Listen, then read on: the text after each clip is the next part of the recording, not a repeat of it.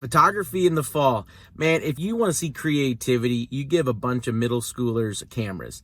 In years past, for about the last decade, I've done a photography unit.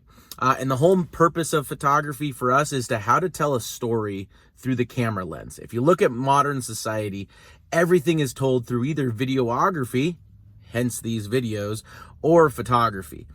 And so students running into this, no matter where they go in life, whatever career path they have, it's really important for them to understand that telling a story through imagery is going to help sell their product. Whatever that product ends up being, they're going to need to have marketing. And part of that marketing is telling a story. This isn't a year-long photography unit.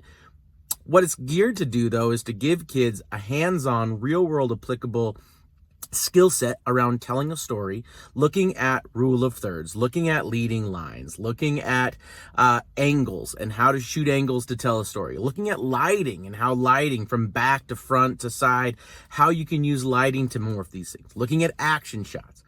Up until this year, we've been using cell phones in the classroom, and luckily this has been the biggest change we've found is the banning of cell phones in the classroom.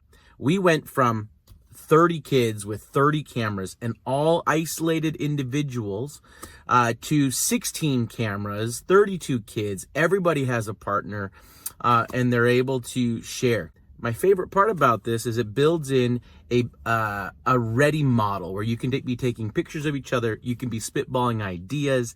The kids have time to think while their partner's taking photos. We're using pretty low-end, medium-grade DSLRs, these Panasonics, and the kids just love it. They're able to get really crisp action shots. They have a long enough lens that they can reach out and get a good zoom.